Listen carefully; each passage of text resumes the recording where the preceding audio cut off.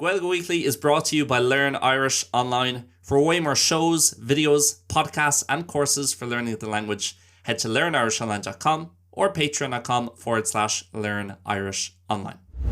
Hello, Gaeilge. You're very welcome to this week's episode of Gaeilge Weekly. Fáilte mór mílte rót chuig agran na seachtaina seo Gaeilge Weekly. My name is Liam from Learn Irish Online. It's Mr. Liam o Learn Irish Online. Big thank you for listening. As always, míle buchas as a bheith éisteacht mars ganach.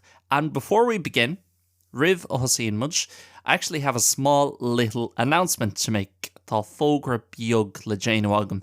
Better to say it now instead of the end of the podcast for two reasons. Tá sin níos fearr a lua anish in áit deire an fud craile. Tá gá chúis leis sin. There's two kind of reasons for that. One, I'll forget if I leave it to the end of the show. An chéad cheann sin gnéon hí mé dearmid má ág hí mé go deire an show But as well as that, I have to say it before people turn off and get bored in about 5 or 10 minutes time into this podcast. Cai mé rá anish riv a Irian Dini dov dóite chúpla nóméid tíbhaiste gen fud craile seo.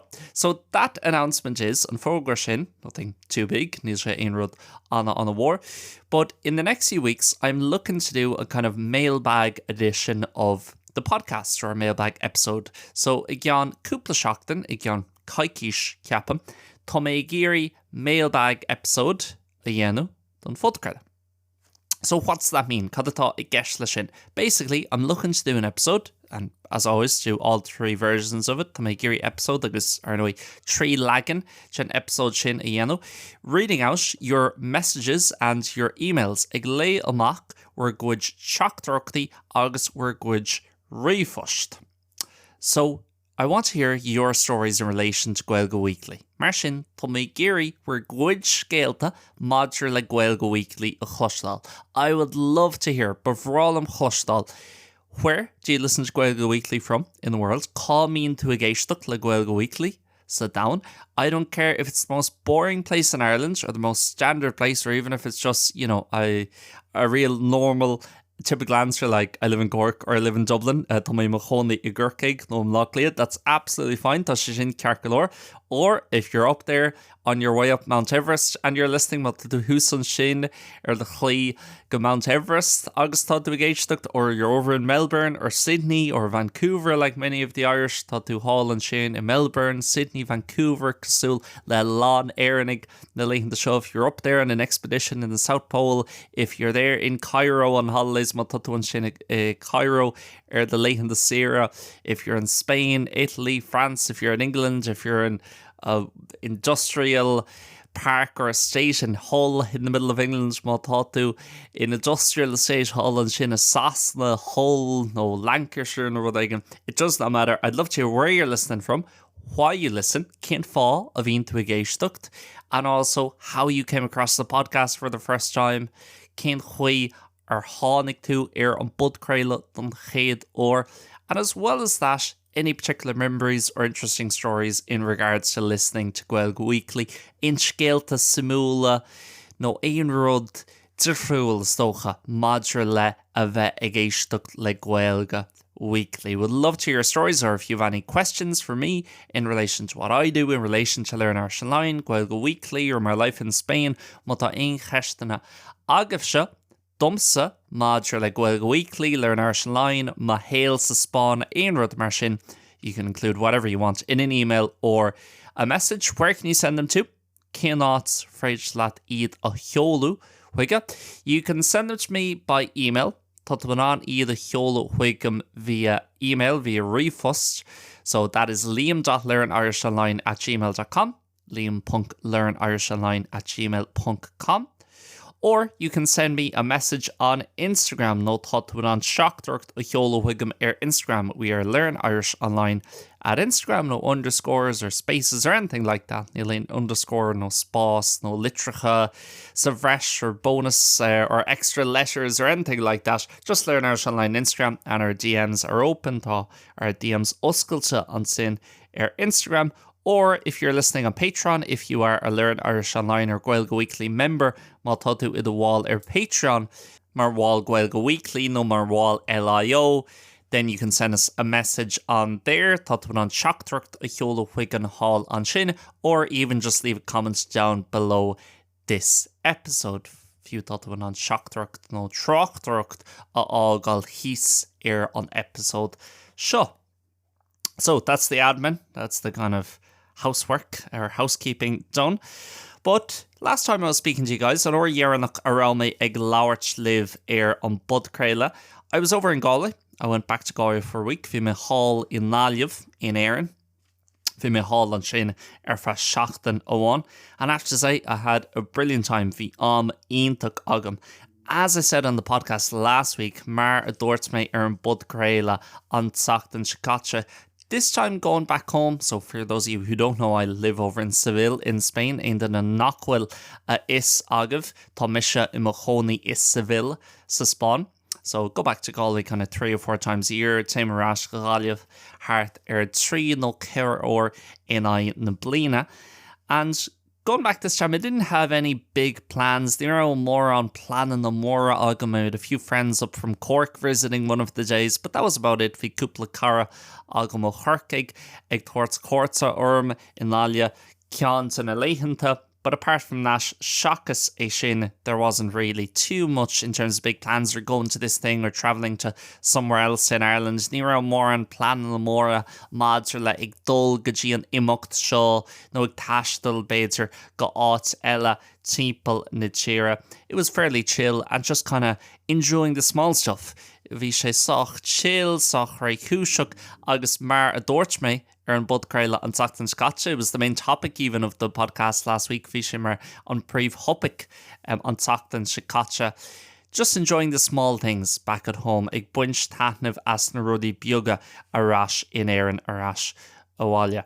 And this time I actually spent a lot more time in Galway City. Cha mé ó bhaid níos mó ama is shit an sin é gathair na Gaillimhe. So the place where my parents live and the place where I grew up on áit ó bhfuil me hismothirí ina gcónaí agus an áit a tógadh mé. That's about 15 or 20 minutes outside of Galway City. Tá sé thart a beidir 5 nóid 10 nó 20 nóid tíomh mu de chathair na Gaillimhe. So even though it was quite close, few gur sé sách agus ghuiil sé sách congrach de chathair na Gaillimhe. When I was younger, and even now when I go back, I don't tend to go into town too much. Few nervy mini soga agus inis agus mise ag dul arás cúpla or in I na blina, going back now a few times per year. I don't tend to go into Galway City too much really. Take an only hémas shock with Carthan na Gaillimhe and Numrica. But over the last kind of 3 or 4 visits home, so I guess over the last year, you know, the 3 no chera chort anús, so it's local a blin anús, I really developed a much bigger kind of grá or love for Galway City. Tá uad níos mó grá agam do chathair na Gaillimhe. There's something about it. I won't, I've done episodes before, I think, talking about Galway City and Galway compared to other places. Ceapan go lagránní Déanta agam ag labhairt faoi Ghaillimh, ag gomráid sláinte eile. So I won't harp on too much about that today, but I did find myself kind of pulled in by Galway City this time around. The Snúcar chathair na Gaillimhe ag tarrant den as Jack sin mise and was pulling someone in, and that was me definitely this time as I was back, as it's pulled a lot of people in over the years, a lot of people from outside of Galway, of course, a Londini tíomh mu de Ghaillimh ar nói down through the years, tríd na blinta. A lot of people moved to Galway maybe for a few months or a year and end up staying the rest of their life. A Londini who is siad Ghaillimh beidir fa cúpla mí nó fa blin agus don siad an sin a chuid eile dá sail, and it used to be known and still is known by some people as the graveyard of ambition. Fadó is fadó snócaidí agus na náisiís glíomhar mar the graveyard of ambition, because it was relatively affordable and there was good crack always in Galway, and the good bohemian kind of artsy scene was very laid back an sais very chúiseach agus bhí tú an dul an sin agus níor chosní sé an numbercha agad ag an am. It didn't cost too much money at the time, and you were able to have, I suppose, good crack, maybe a bit too much crack at times. Bhí tú a lot crack of a ad agus beidir numbercha crack ó am go ham freshen. But I found myself in Galway City a good bit over the last week, and I suppose while I'm back, éisteacht agus mise arás. I try and do a lot of the things that I can't do while I'm over here in Spain. So, déana míreacht a lán sin a rudaí nach bhfuil mé an an daoine an trust Spáin a dhéanú agus mise arás in Niall. A few examples are written down here, cúpla sample scrífa síos agam an seo. I've been speaking a bit on the podcast over the last few months. Tá méid labhairt beagnaín ar an bud craile le cúpla míonús about this record collection that I've started and buying a record player during the summer. Cheanna mé seintar cearnaí ire an thabhairí, and I'd been thinking for a few years about buying it. Bhí méid smaoine faoi cheannach le cúpla bliana nús, and finally did it and pulled the trigger this year, this summer, faoi dhearra. For me, cheannaí mé an seintar cearnaí an saoire seo. But obviously, that's only half the work, half the battle. Níl sé sin ach beidir leat na hibre. Because what you have to do then, you have to start a bit of a collection. Caithú bailúchan beag a thosaigh. And so that's what I've been doing over the last few months. Sin a rud a bhfuil méid déanú le cúpla mí anús. And thankfully in Seville is good record or vinyl scene. Buics le dia an seo is Seville. Tá lá náitna gur féidir le cearnaí agus vinyls a cheannach. But of course it's a certain type of music. While yes, you can get international music here and music in English and all the rest of it. Okay, tá tú ná ceol mBéarla a cheannach an seo agus ceol idirnáisiúnta a cheannach an seo.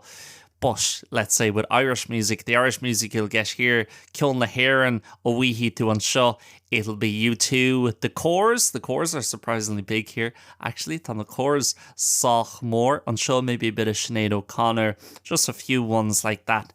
And that's about it. I love a lot of British music as well, as even them ceol na Bratainna Cobh Ma. For example, Kasabian or Arctic Monkeys. And while you might be able to get Coldplay and Oasis, beidir go to an on Coldplay Oasis all, something like Kasabian or Arctic Monkeys, which is a bit more local, I understand. They're very big around the world, the two of them, especially Arctic Monkeys. Thosaitheoirí go an bhirrteachú an a war chimplan down gohorithe Arctic Monkeys, but it's just not that type of, it's not very popular, that type of music here in Spain. So while you might get an album by the Smiths because it's kind of a bit more classic and everybody knows it, beidir go maith tú an album le the Smiths all an seo, mar tá sé beagnaí níos clasicí éastócha, and a lot of people would know the Smiths here. Like aithne go lán daoine ar the Smiths an seo, you wouldn't be able to get anything by the Streets or by Mike Skinner or Loyal Carn or any of these other artists. I like ní bheith tú an aon rud le the Streets no Loyal Carn or Gnáthleagan all an seo. And that's more so the type of music I like. Sin éastócha an saithceol a haithníon lomsa. So while I was back, I said, right, I'll head into Golden Discs in Galway. Tá mé an dulasteach go Golden Discs. Beidir cúpla áit and a few other places. Though in the end, I didn't actually make it to too many other places. So Jera, you're on chance agam dul go mór an áit an eile. But I'll head in and I'll try and get one or two records that I wouldn't be able to get out here in Spain. Tá mé iarracht the dhéanú cúpla record, cúpla cearnaín a all nach méach mé in an a all an seo sa Spáin. And wasn't I delighted when I realised, and I didn't have a clue about this, near clógam faoi seo, that the Coronas have a best of. Go bhfuil best of no compilation album ag the Coronas, so album leis na haran is far atá churtha amach. Acu, I was amazed when I saw this, because I thought maybe Golden Discs might have a few Corona albums. Chance go my cúpla album le the Coronas ag Golden Discs, but so happy, one of my favourite bands, and it's the best of their first three albums, which are probably the best three in my opinion. Tá sé mar album best of no compilation album best of Jen chéad trí album agus domsa ceapan gúil siad sin mar na cín as far agus na album as far tá churtha amach ag the Coronas. I got that. Gosh, the best is Stereophonics, another one you'd struggle to get here. Ceann eile go beidir go make sé Zachar all on seo. So small things like that. I was playing a few games of snooker as well, and even had a snooker lesson while I was back. Bhí mé gimmert cúpla cluiche snooker agus mise arás agus bhí ceacht snooker agam. It's something I've got into over the last, I suppose, 6 months or 9 months, almost a year now even. Le sé bhí anús ní mí no beagnach bliain. I've become a lot more interested in pool to some extent, but more so snooker. Pool go pointse áirithe ach níos mó ná sin snooker. I think I just started watching more of it on the telly. Quite interested in Ronnie O'Sullivan, very interested by the type of person he is. Tá lán simagam I Ronnie O'Sullivan agus an sais duine atá ann, and that kind of got me into it and to learn about all these different guys on fólam faoin na daoine difriúil agus the himróí difriúil seo like John Higgins and Mark Williams and now Xiao Zheng Tong, the new world champion, Kyron Wilson, all these guys, the lads still in the himróí seo. And I just find a really enjoyable sport to watch, or a game to watch if you want to call it a game instead of a sport. Dumsa is sport, no is cluiche, má tá tú ag iarraidh cluiche a gléo cluiche anna simul on fake and share. Very tactical, but still quite exciting. And I understand why a lot of people might not like it. Think them can fall knock that nóch sé len daoine, but for me, I really, really enjoy it. And although I play a lot of snooker here with a friend, we're not very good when we play on a pool table. Niall muid rowa agus bín muid gimmert misha agus machara an seo is Seville. We play on a pool table, bín muid gimmert a tabla no Boward pool, which is a lot smaller than a full-size snooker table. Tá sé wad níos lú ná Boward snooker ceart.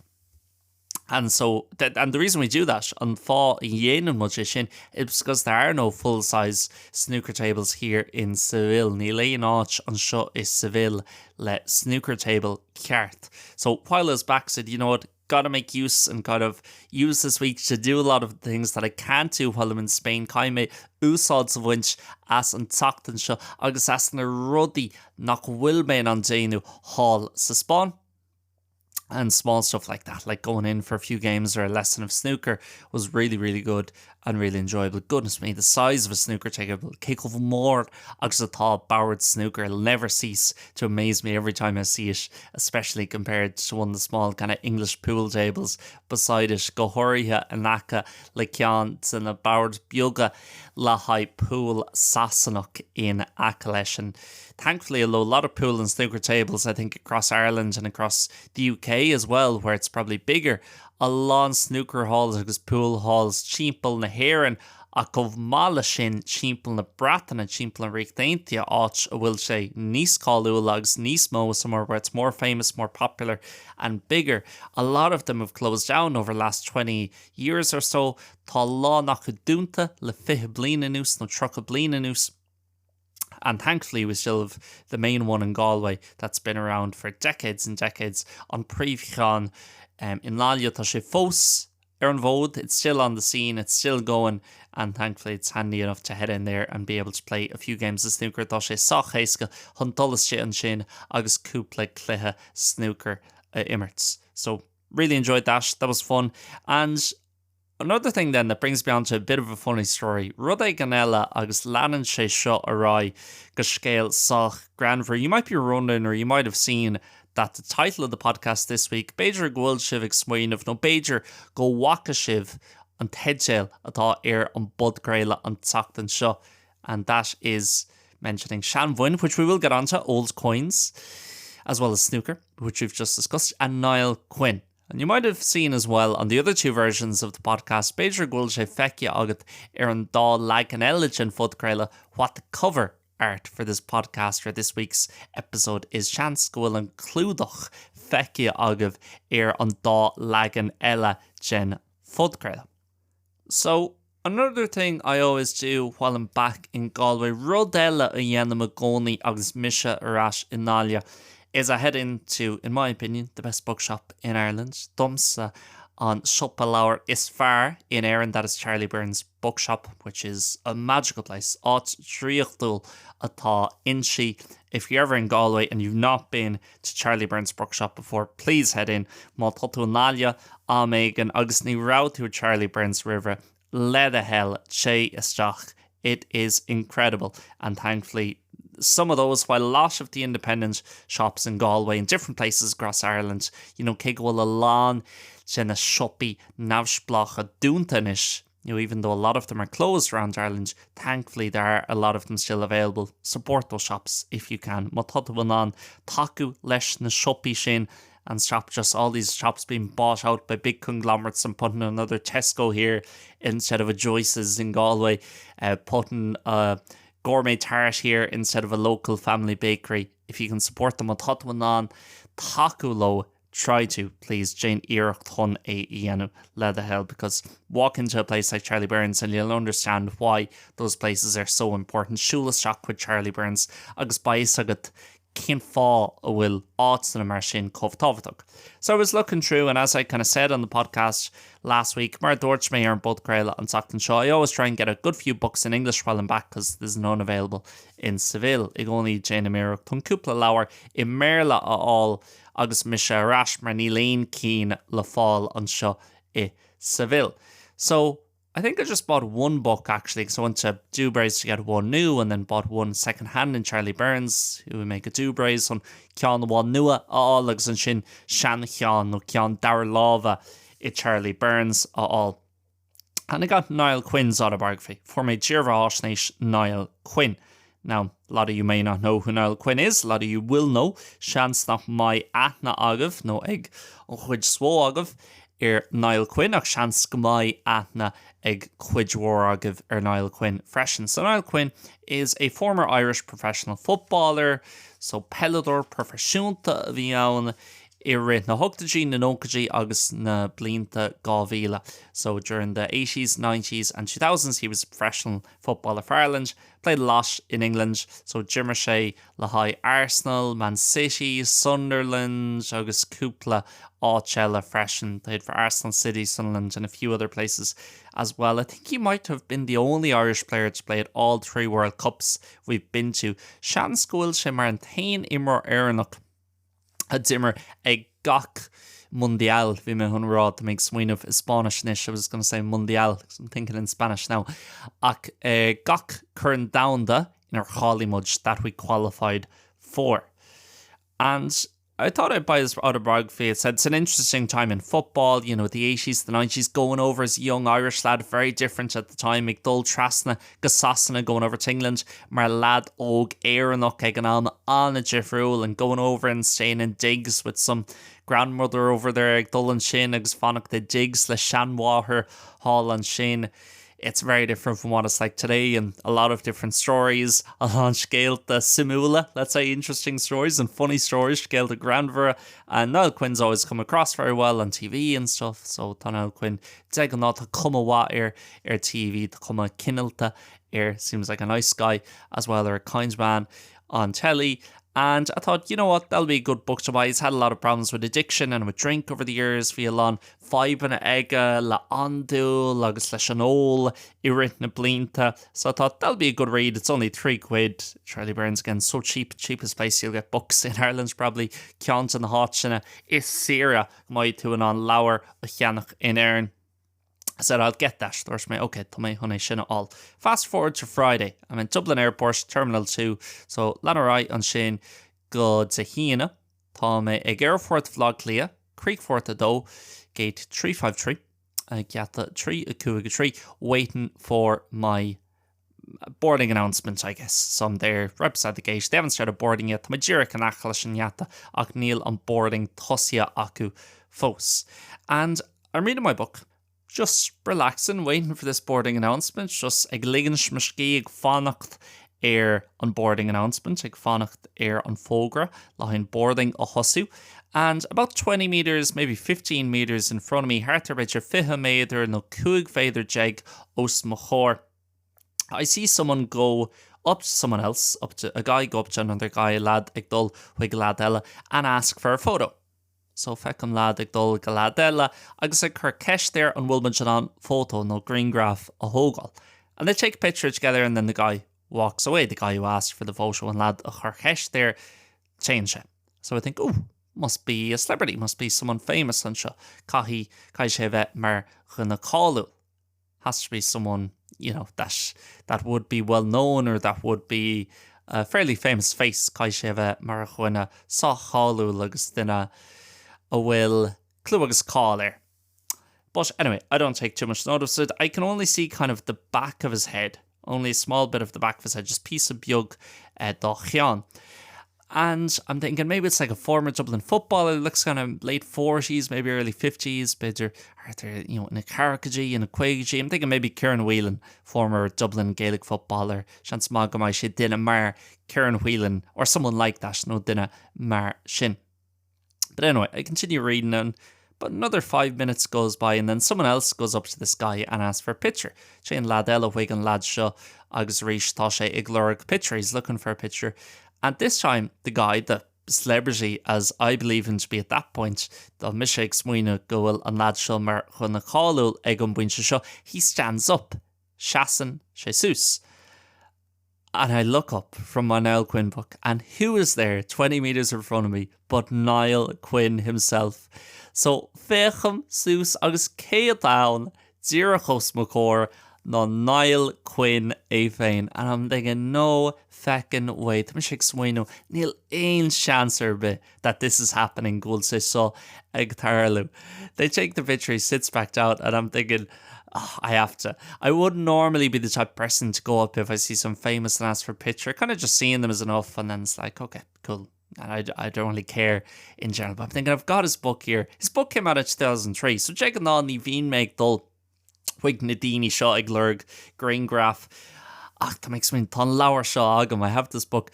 This book came out in 2003. Tháinig an leabhar seo amach I 2003. It's not like this is some big book that just came out and load of people are reading it. Tá lá daoine ag léamh an leabhar seo. I'm probably the first man all year to go through Dublin Airport with Niall Quinn's autobiography in my bag.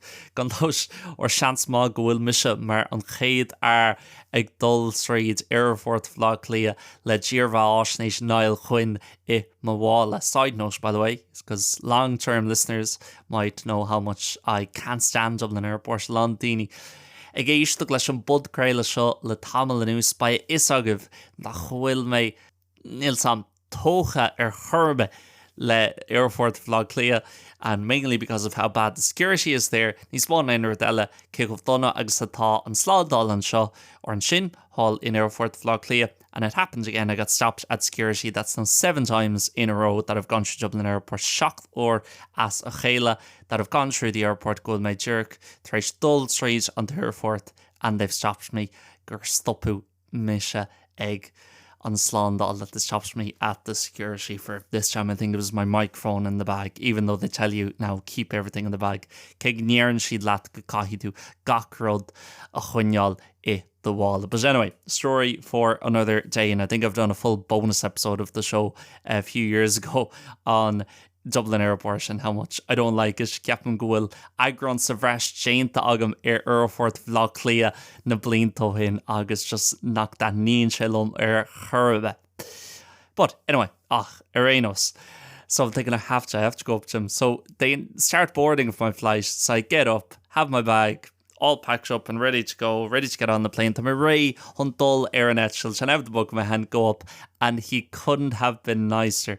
Ní rá sé an lá a bheith níos cináil agus níos deise. He was so nice. He was amazed and shocked that I had the book with me. Bhí iontas ar downer go rá an leabhar agam. And we had a good laugh about it. We were and we were speaking for probably 2 minutes. We were Glowert Spager or Fragall Nomad about this, that, and the other, mainly the book. Glowert Fui Shaw, Fui Shane, agus Nís Monain Redelle, Glowert Fuin Lauer. And we took a little picture together because this is the bilingual version of the podcast. Marial Gulche Shaw, Marin Lagan Da Hyanguk Chen Fud Graila. The cover is always the same every week, but the other 2 versions of the podcast have a different cover, and they have the picture of me and Niall Quinn on Gnáthleagan eile sin fud craile tá clúdacha de friúla acu agus tá an green graph team sugs Niall Quinn. The picture of me and Niall Quinn is the cover of those 2. I thought, no way, unbelievable that something like that would happen. And again, for something so niche, Rodin Cove niche as Niall Quinn's autobiography. So a very funny story, I thought anyway, from Friday afternoon. Scéal an Granver, Chap Misha Renos, Tronona Tahina. And was very happy then on the plane, kind of laughing away to myself and chatting to the person beside me on the plane actually about what happened to Glowert leis an duine in Achalum Aaronetchels Modger le Cod a Harla. And the last bit, the bit I haven't spoken about, that's the title of this week's podcast, on chuid Iarnach, nach raibh mé ag labhairt faoi go dtí seo chuid eile den teidéal ar an budcréile an tachtain seo. That is Seanbhoinn, meaning old coins. That's one of the things I found while I was back as well. Ceann san a rudí eile a tháinig mar who agus misisiarás freisin over the last few months, not just been a bit of a record collection I've started. Ní amháin bailíchan cearnaí atá tosaithe agam le cúpla míonús, but also I've started a bit of a coin collection. Nothing too crazy. Ní aon rud an chraáilte. I don't have the big folder or anywhere to put them. They're all just in one little plastic bag. Tá gach ceann acu just imála plasticach beag. But I like pre-Euro coins, so coins from around Europe from before the Eurozone. So buin o timp na Europa riv on Eurozone, so mar hampla the Italian lira, the Spanish peseta, the German Deutschmark, and I don't care whether it's from a certain year or rare run, makes no difference to me. It's come on, mátá sé anamh nó más rud é go bhfuil sé ó bhliain áirithe. Give me any Deutschmark that looks somewhat cool. Give me any peseta that, whatever, is big enough. It's not just the small little brown ones, the small copper ones. They make loud. It's just fine na chin donna bioga. But just a 1 lira, a 1 peseta, 1 whatever. I like those and have a little collection of bailíchan biog agam to shin. But it's actually very hard here. The markets where they sell them, like the margians, so na hátsna a bhíonn siad ag díolú na buin sin, the places where they sell those coins. It's actually very hard, and I've never really found any Irish punts or the old Irish currency. Níl jana Seanbhoinn éireannacha agam, and I was born in the year 2000, so we're agus of lín gáhíle me, so I never really saw or I don't remember anything in terms of the Irish pound or the Irish punt. Níl cuimhna agamsa churbe maidir léin rud maidir leis an punt éireannach, and I knew there were a few around the house. Bhíos an grow cúpla ceann timpeall an si back home in Ireland, and I found them this time, a full kind of set of 1p, 2p, all the way up to £1, P1, P or pain, be careful raw as well, get 2 pennies, as I should say in Irish, got punt o1. And oh my goodness, they're the most beautiful coins I think I've ever seen. Shots ma chuil siad mar na buin is allna atá feice agam until now, gajee seo. And this isn't a political statement, ní rá just politiúla é seo by any means, churbe. I'm not, this isn't anything against the single currency in Europe, níl se seo igwine, or in support, no, son, the single currency. But goodness me, they're so much better looking than the euro coins now. Tá si wad níos na hólag, so wad níos ália na buin at the agin leis an euro anish. They're so much smoother, like a lot of them, the 20, 50p. It's basically just a beautiful silver coin. So bun, argad, or a kind of fresh, even though they're 25, 30 years old, Keg will she'd cuig blinas fihe. No, struck a blin, Beter own or honig she the mock, the ones I ever from the 90s. Then I think one from the year 2000, na cína agam is as na nóchaidí iad no ceapan ghfuil ceann amháin agam an blin gáhíle. And all they're silver, so argad, and then they have maybe a horse on them, and it says 10p. Ghfuil capal orthú agus dúireann sé je bingin. Or they're maybe 20p, and it has a little fish on them. Fiche pingin agus tá éasc beag orthú. So smooth, so minimalist. The shape is way cooler. A lot of them aren't proper circles. Alán cían acu ní circly iad churbe. They look so much better. And I'd love for us to go back to a design like that. I love they brought out new euro coins, and bheadh sé go hiantach dá make coins don buin nua egg on euro, but I don't think it's going to happen anytime soon. The cheapan gohfuil sé an tarlú aon or galua. So I decided, you know what, I'm bringing them back to Spain. Tá mé chun na cín sin ó hortarás chuig na Spáine, and to have them here in the house and put them with the rest of my collection.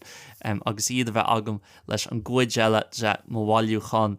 And I know, I just thought they looked really good, and having punt instead of pounds written, punt on sin as Gaeilge in och pounds in mBéarla scrape arthú. And I think we forget sometimes small things like that from old Ireland are so cool. Really bioga cosúla sin tá siad anna cool. And I'm not getting nostalgic, níl mé gáirí nostalgic and show, because the country it was a lot harder to make those punts back in the day than it is to make a euro now. We show Wadney's tracker on punt sin a hilla. shears, na hochtagy, na shocktagy, and with all the unemployment and all the people leaving the country, a lot of fog on the chair and no jobs to be had because they're all pushed.